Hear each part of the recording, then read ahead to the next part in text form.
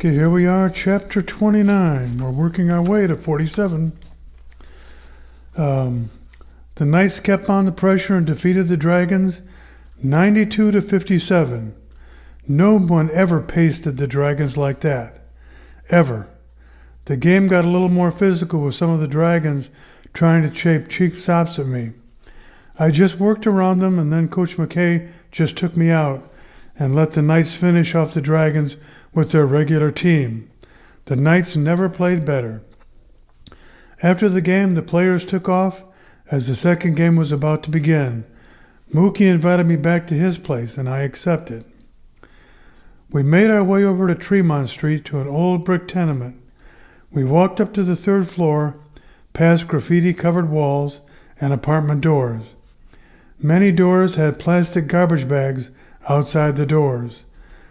We arrived at apartment 306. The wall surrounding their door was freshly painted, as was the door. Mookie opened the deadbolt and motioned for me to go in. The apartment was very clean, but you could tell the furniture had passed the 100,000-mile mark. It was clean but well worn. An old console color TV was in the corner, and a set of bent rabbit ears sitting on top. No cable or ESPN here, I thought. "What do you want to drink?" asked Mookie. "Beer or soda?" "Soda is fine," I said. "Anything is okay." I hate to impose, as I could tell that they didn't have much. Mookie disappeared into the kitchen and came back, tossing me a can of Coke. He tossed Marvin a can of Bud as he had gone over, turned on the TV, and was adjusting the antenna to try to get the Cub game. They were in St. Louis playing the Cardinals. It was the fifth inning and the Cubs were leading 3-0. "Bob," asked Marvin, "suppose you play this game as well as you play basketball, huh?" Marvin had pointed to the TV screen with the Cubs at bat. "Yes, I did," said. "I played the game all right, I guess. I wasn't sure I should be telling them that I was all-state in baseball, too." "What was you? All-world back in Connecticut?" asked Mookie. "No, just all-state," I answered sheepishly. "That was enough, I guess. I just kept my eyes on the TV." "Should have known," said Marvin, shaking his head. "Should have known." "Can I ask you something about this afternoon?" I replied. "Sure," said Mookie. "That white Beamer that pulled up next to you guys.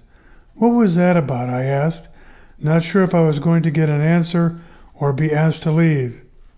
"You don't want to know," answered Marvin, as he remained glued to the TV. "That's bad news. It just seems that you guys wanted to stay way out of the way, but you seem reluctant just to walk away," I stated. "Why?" "Motown is bad news," chimed in Mookie. "Marvin spent a week in the hospital last spring because of him. He's always trying to recruit players to be his mules. We just tell him no thanks, and things sometimes get a little rough. Some boys got roughed up back after what they did to Marv. We had his black BMW cubed, and we dropped it at his doorstep." Mookie and Marvin started laughing. "Looked like a big $40,000 black ice cube. He laid low for a couple of weeks, not knowing who was responsible." "You guys cubed his Beamer?" I said, with a smile on my face. "You guys are nuts and dangerous." "You gotta do what you gotta do," said Marvin. "If not, me or Mookie's next trip would have been down to the morgue. These guys don't mess around. They're afraid of dying, though. You put a gun to their head, and they scream just like any stuck pig. They just usually get to do the sticking first." "We've been trying to keep our team close," Mookie went on. "Most of the teams have some players on Motown's payroll. Pimping, running drugs, and numbers, whatever. Most of these guys ain't college graduates, you know.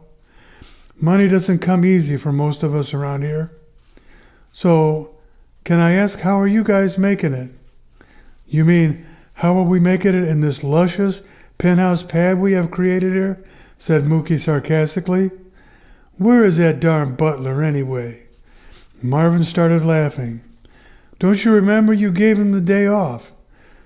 He and the maid took the bonuses you gave them, and they went to Atlantic City for a weekend." "Oh, yeah," said Mookie. "I forgot." "I wasn't trying to be rude," I said apologetically. "I just didn't want to seem insensitive." "Don't sweat it, Cracker," said Mookie. "I know you didn't, just giving you a hard time. You're all right, you know." "Right," said Marv. So Marvin turned around and he looked at Bob. And he jumped 5 feet in his chair. "Mookie, there's a white guy in your apartment," shouted Marvin. "Man, you better call Orkin. This is the worst. You'll never get that out of here now." Mookie and Marvin waited about 10 seconds, what seemed to be about 10 hours to me, and broke out laughing. I didn't know what to think. The shoe was on the other foot, wasn't it? I was in someone else's world. No matter how I tried to figure it out, it was a little disconcerting. "Okay, you guys," I said, "let's give the white guy a break, okay? I just came here to eat you out of house and home and drink up all your soda. So shut up and bring me another Coke, will you?" "Yes, sir, Massa Bob," said Mookie, bowing on his knees. "Just don't hit me no more. I can't take it." Marvin was really cracking up now. Mookie vanished into the kitchen, bringing Bob another Coke. "Listen, when you guys are finished, how about I spring for some pizza? Do you know of someone that will deliver to your plantation out here?"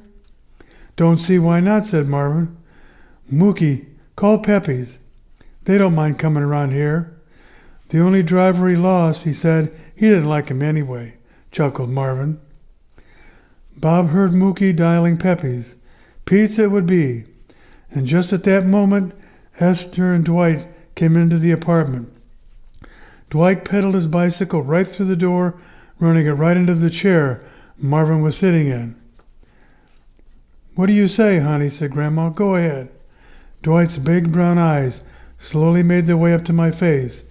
A big grin broke out on Dwight's face. "Thank you for my bike, Mr. Bob," said Dwight.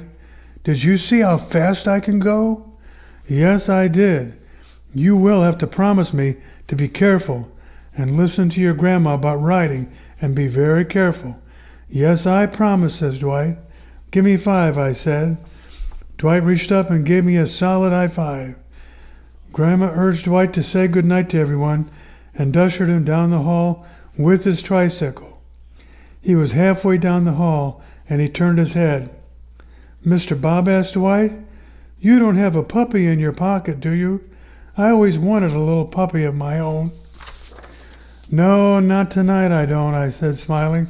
"I'll see what I can do, though, but we'll have to talk to your grandma. Sweet dreams, buddy." Dwight made his way back down to his room and disappeared. It was nice to see I made a little kid happy, though. There probably wasn't much of that for children in this neighborhood. I couldn't help but feel sad for a moment. 25 minutes, announced Mookie, entering the room. "And what is this I heard about some puppy? Man, you better be careful bringing us all this free stuff."